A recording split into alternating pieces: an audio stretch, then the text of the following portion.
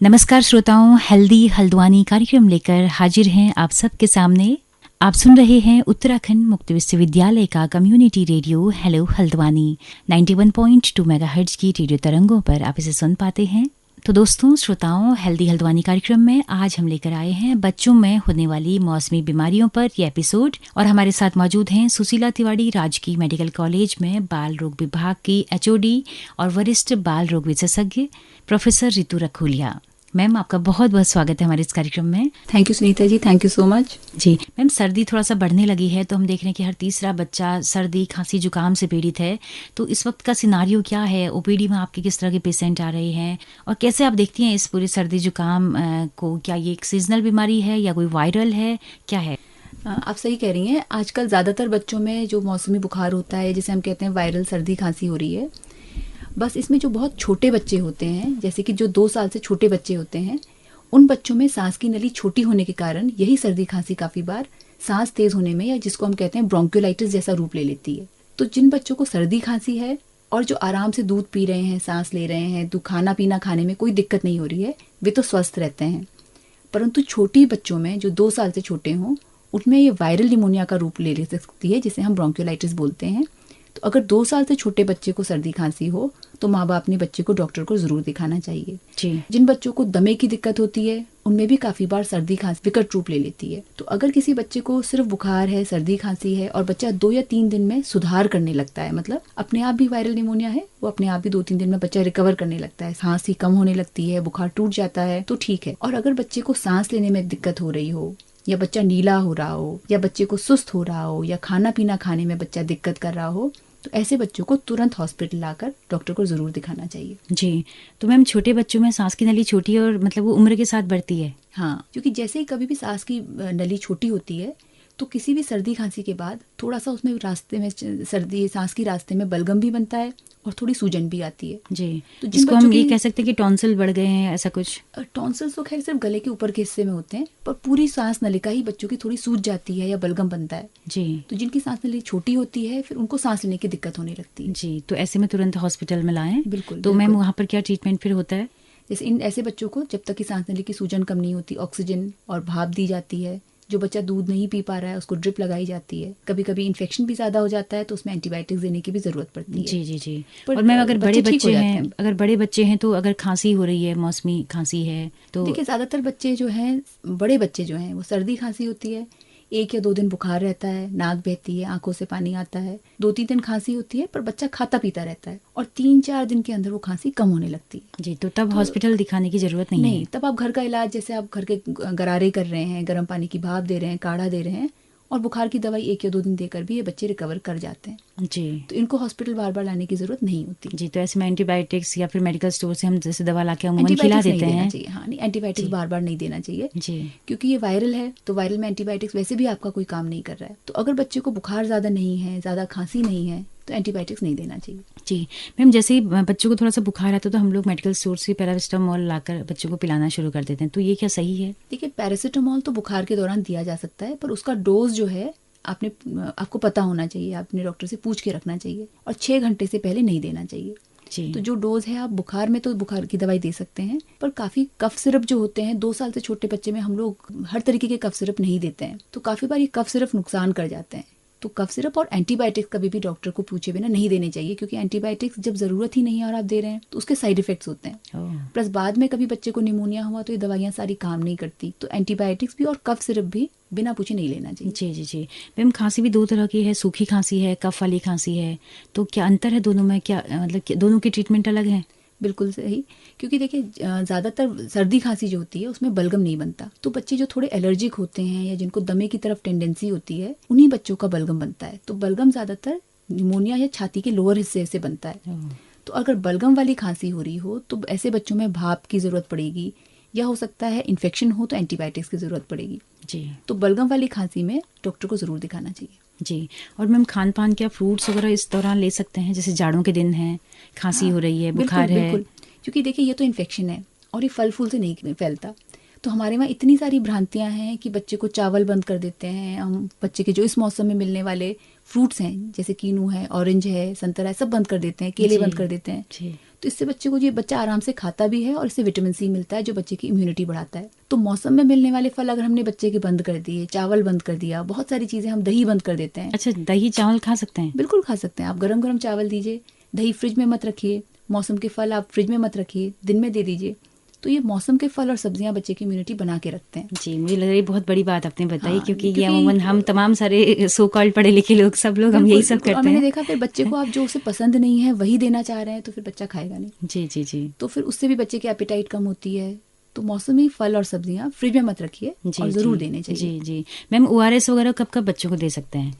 केवल डिहाइड्रेशन पर ही, दस्त लगने पर ही? देखिए, बहुत सारे वायरल इन्फेक्शन में भी बच्चा खाना पीना कम कर देता है, जैसे डेंगू वगैरह बुखार आता है इस मौसम में भी, तो उसमें भी ORS में नमक और चीनी दोनों होती है। तो ऐसे में अगर बच्चा अपने, जैसे 10 किलो का बच्चा है और 700-1 लीटर तक ORS पी लेता है 2 दिन, तो उसको ड्रिप लगाने की नौबत कभी नहीं आती। तो बहुत ज्यादा जब तेज बुखार हो तब भी ORS बहुत फायदा करता है। और दस्त में तो बिल्कुल रामबाण है। अगर दस्त में बच्चा जितना दस्त कर रहा है, ORS पी रहा है, कभी उसे ड्रिप लगाने की नौबत नहीं आएगी। जी जी जी। तो बुखार में भी, ज्यादा बुखार है तो ORS लिया जा सकता है। जहाँ बच्चा खाना पीना कम कर रहा है जी, तो वहाँ पे भी अगर बच्चा ORS ले लेता है तो नमक चीनी दोनों उसको मिल जाती हैं और पानी की मात्रा भरपूर जाती है, तो ड्रिप लगाने की नौबत नहीं आती। जी। तो मैम, अगर बुखार है तो ORS लिया जा सकता है और बच्चों को बाकी और भी लिक्विड डाइट लेनी चाहिए? डेफिनेटली, क्योंकि जो है बुखार में खाना बच्चा कम करता है। 2 दिन तक आप देखिए, 2 या 3 दिन बच्चे का खाना काफी कम हो जाता है। और इस दौरान बच्चा अगर पर्याप्त मात्रा में पानी ले रहा हो और चीनी नमक मिल रहा हो तो बच्चा वो दिन निकाल लेता है। फिर 2-3 दिन में बुखार थोड़ा कम होने लगता है, फिर बच्चा अपने आप खाने लगता है। तो इसमें ORS बहुत काम करता है। जी जी। मैम, किस तरह के आजकल बीमारियां आ रही हैं आपके हॉस्पिटल्स में? किस तरह के बच्चे आ रहे हैं? OPD में आप देख रहे होंगे। देखिए, सबसे ज्यादा तो इस समय सर्दी खांसी वाले बच्चे आ रहे हैं। उनमें से कुछ बच्चे वो भी हैं जिनको किसी को निमोनिया भी हो जाता है, किसी को दमा भी है। साथ में आजकल वायरल डायरिया के बच्चे भी काफी आते हैं, जो विंटर डायरिया कहते हैं हम। जी। ये भी वायरल इन्फेक्शन होता है। तो इस दौरान भी इसमें भी एंटीबायोटिक्स का कोई खास रोल नहीं होता है। तो जितनी बार बच्चा दस्त करे उतनी बार ORS, और बच्चा ORS ना भी ले रहा हो तो बाकी तरल पदार्थ जैसे कि मट्ठा है, नारियल पानी है, चावल की कांजी है, तो ये भी बच्चा अगर पर्याप्त मात्रा में लेता रहे तो ड्रिप लगाने की नौबत नहीं आती। नहीं आएगी। बस फ्रूटी वगैरह नहीं देनी चाहिए, वो दस्त बढ़ा देती है। फ्रूटी है, जो फ्रूट जूस होते हैं, जी जी जी, तो ये दस्त बढ़ा देते हैं। साथ में जिंक देना चाहिए। तो जिंक भी सब जगह पर अब तो जन औषधि केंद्र में अवेलेबल है। जी। तो साथ में बच्चे को जिंक दें। और बच्चा अगर भरपूर मात्रा में पेशाब कर रहा है और सुस्त नहीं है तो घबराना नहीं है। बच्चा सुस्त हो रहा हो, पेशाब कम कर रहा हो तो तुरंत ड्रिप लगाने हॉस्पिटल लाना चाहिए। जी। तो जब थोड़ा सा गंभीर हो तभी आप हॉस्पिटल आएं, क्योंकि लगातार हम देख रहे हैं कि बर्डन्स बहुत रहता है। तो आप क्या चाहेंगे कि कम हो, अस्पताल तक लोग कम पहुंचे? नहीं, देखिए, इसमें हम चाहते हैं 2 साल से छोटा बच्चा तो जल्दी दिखा दें, क्योंकि वो छोटे बच्चे जो होते हैं काफी कम टाइम देते हैं आपको। मान लीजिए 4 दस्त हुए, 3 उल्टियां हुई, उसी में बच्चा सीरियस हो जाता है। तो हम ये चाहते हैं कि जो छोटा बच्चा हो, 2 साल से छोटा हो या फिर शरीर से कमजोर हो, जो कुपोषित हो, तो वो तुरंत हॉस्पिटल में दिखाएं। और बड़े बच्चे अगर हैं तो 1 या 2 दिन वेट कर सकते हैं। जैसे सर्दी खांसी या दस्त में है तो तुरंत उनको हॉस्पिटल पहुंच के एंटीबायोटिक्स लेके ज्यादा फायदा नहीं होता। जी जी जी। तो उनको इतनी जल्दी बहुत ज्यादा दवाइयां नहीं लेनी चाहिए। पर 2 साल से छोटे बच्चे में और जो कुपोषित है उनको तुरंत हॉस्पिटल लाना चाहिए, क्योंकि वो जल्दी सीरियस होते हैं। जी मैम, अगर बुखार आए तो क्या तुरंत दवा लेना सही है, या फिर जैसे गांव घरों में बोलते हैं कि बुखार दब जाता है, आराम से लेना चाहिए दवाई? एक्चुअली ये बात सही भी है, क्योंकि हम देखते हैं तुरंत अगर आप जाएं तो बहुत सारे आप देखेंगे, बहुत सारे बंगाली डॉक्टर हैं या मेडिकल शॉप्स हैं, यहाँ पर आप फार्मेसी में जाते हैं, बुखार के पहले दिन एंटीबायोटिक्स पकड़ा देते हैं। तो इतना हम एंटीबायोटिक्स खाते हैं कि इंडिया में आप देखिए इतनी सारी दवाइयों पे कोई एंटीबायोटिक काम ही नहीं असर ही नहीं कर रही, बेअसर। तो वायरल इन्फेक्शन में जहाँ पर रोल ही नहीं है तो वहाँ पर एंटीबायोटिक्स देके बच्चे को भी नुकसान है, और कभी कोई सीरियस बीमारी हो और दवाई काम ना करे तो वो बच्चे के लिए भी दिक्कत है। जी जी। तो शुरू के 2 दिन बुखार और उल्टी की दवाई दी जा सकती है, पर एंटीबायोटिक्स देने की जल्दी हमें नहीं करनी चाहिए। जी जी जी। 2 दिन इंतजार जरूर करना चाहिए। जी जी जी।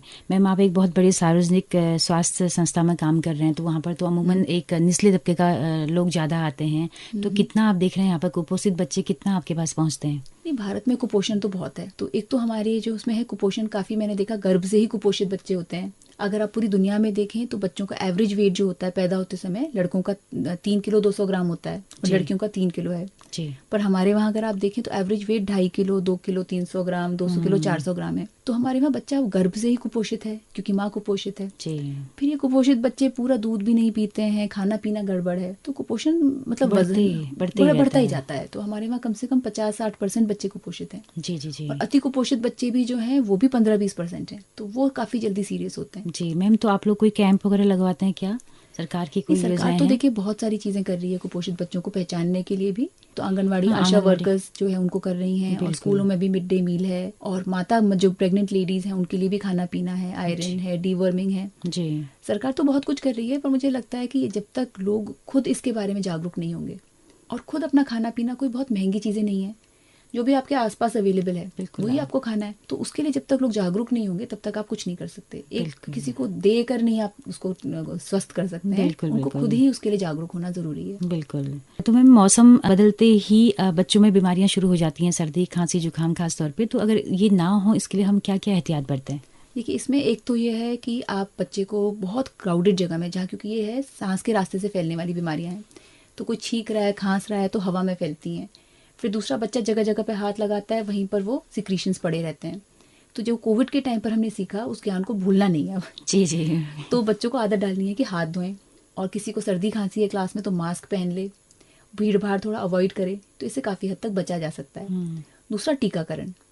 तो कोविड के टाइम पर हमने ये भी देखा कि बहुत सारे लोगों ने हॉस्पिटल अवॉइड करने के चक्कर में टीकाकरण छोड़ दिया है। तो जो पहले बीमारियां जैसे खसरा है, पर्ट्यूसिस है, काली खांसी है, दोबारा देखने को मिल रही है क्योंकि टीकाकरण नहीं कराया है। तो अपने बच्चों का टीकाकरण जरूर करा लें। तो अभी इतना अच्छा टीकाकरण हमारे वहाँ स्वास्थ्य विभाग में सरकार की तरफ से फ्री है। इसमें पूरे निमोनिया की वैक्सीन हैं, डिप्थीरिया, मेनिंजाइटिस, पर्ट्यूसिस, मतलब इतना बढ़िया वैक्सीनेशन कवर है। तो अगर ये सारे टीके बच्चों के लगे हों तो काफ़ी हद तक बच्चे से बचे रहेंगे। पर इस बीच में हमने यही देखा कि कोविड की वजह से हॉस्पिटल ना लाने के कारण बहुत सारे बच्चों के टीकाकरण छूट गए। तो ऐसे लोगों ने अपने बच्चों को जरूर टीकाकरण पूरा कराना चाहिए। जी जी जी। बाकी मैम, फिर से कोविड की आहट हो रही है, तो क्या संदेश है आपका तमाम पेरेंट्स के लिए और बच्चों के लिए? देखिए मुझे लगता है 12 साल से बड़े बच्चों को तो ज़रूर माँ बाप ने कोविड वैक्सीनेशन कराना चाहिए जी, क्योंकि वैक्सीनेशन एक ऐसी चीज़ है, अगर हमारी अंदर की इम्यूनिटी अच्छी है तो हम वायरस से लड़ पाएंगे। और 12 साल से छोटे बच्चों में अभी जैसे वैक्सीनेशन नहीं है, तो उनके लिए जो हमने पहले 2 साल किया, फिर मास्क यूज़ करें, सैनिटाइज करें, भीड़ भाड़ से दूर रखें जी।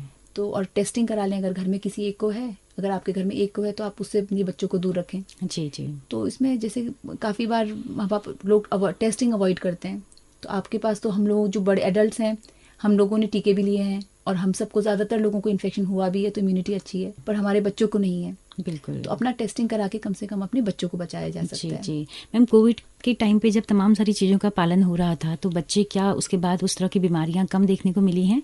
कोविड के दौरान तो बच्चे बहुत स्वस्थ रहे क्योंकि ज़्यादातर बच्चे घर में थे और खान पान भी ठीक था। मैंने देखा सर्दी खांसी दमा वगैरह बच्चे बहुत सुरक्षित रहे, और कोविड की 2nd या 3rd लहर में बच्चे ज़्यादा संक्रमित नहीं हुए। तो बच्चों के लिए ओवरऑल कोविड अभी तक तो बहुत अच्छा रहा। बस अब ये है कि बाकी सब लोग प्रोटेक्टेड हैं और हमारे छोटे बच्चे नहीं हैं। बिल्कुल। तो अब कैसा होगा ये कहना मुश्किल है जी, क्योंकि आप देखिए 12 साल से बड़े जो हैं ज़्यादातर सब वैक्सीनेटेड होंगे, और 18 साल से ऊपर वाले तो अच्छी खासी इम्यूनिटी होगी। हाँ। तो अब छोटे बच्चे कैसे रहेंगे, उनको हमें बचाने की जिम्मेदारी हम सबकी जरूरत है। बिल्कुल हाँ। बिल्कुल मैम, इम्यून अच्छा रखें इसके लिए रेगुलर बच्चों की डाइट क्या होनी चाहिए? जो मौसमी फल सब्जियां हैं वो खानी चाहिए, क्योंकि कुछ अलग खा के इम्यूनिटी अच्छी होगी ऐसा नहीं है। और हम लोगों की डाइट में थोड़ा सा हम लोग प्रोटीन की मात्रा कम लेते हैं, तो छोटे बच्चों की डाइट में प्रोटीन खूब होना चाहिए। तो जैसे हम लोग ज़्यादातर वेजिटेरियंस हैं, तो अगर अंडे लोग दे सकें तो मुझे लगता है अंडे में बहुत अच्छा प्रोटीन जाता है। जो लोग अंडे नहीं खाते हैं उनको दूध दही पनीर देना चाहिए पर्याप्त मात्रा में, क्योंकि एनिमल प्रोटीन काफ़ी कंप्लीट प्रोटीन होता है जी। और जो बिल्कुल ही प्योरली वेजिटेरियन है तो कम से कम सोयाबीन है, दाल है, 2-3 कटोरी दाल। जी जी। तो प्रोटीन की मात्रा बढ़ाएं और मौसम के जो भी फल और सब्जियां हैं पर्याप्त मात्रा में लें। जंक फूड बिल्कुल ना दें बच्चे को, और खूब एक्सरसाइज कराएं तो बच्चा स्वस्थ रहता है। उसी से एक्सरसाइज भी कराएं। एक्सरसाइज जरूर करानी चाहिए। योगा है, एक्सरसाइज है जी। खूब मतलब हवा में खेलना है बच्चे के लिए, वो जरूरी है जी। उससे इम्यूनिटी अच्छी रहती है। जी। तो डॉक्टर ऋतु रखुलिया, बहुत ही सुंदर बातचीत आपने बहुत सरल अंदाज में बताई है। आपका बहुत बहुत शुक्रिया, और हम चाहेंगे कि लगातार आप हमारे तमाम लिसनर्स के लिए यहाँ पे आते रहें। थैंक यू सुनीता जी, आपके साथ भी बहुत अच्छा रहा इंटरेक्शन। ज़रूर आएंगे। जी, तो दोस्तों आप सबका भी बहुत बहुत शुक्रिया इस कार्यक्रम में अंत तक हमारे साथ बने रहने के लिए। अगर ये बातचीत आपको पसंद आई हो, कुछ सुझाव आपके हों, कुछ क्वेरीज आपकी हों, कुछ और सवाल हों, तो अपना फीडबैक हमें जरूर दीजिएगा।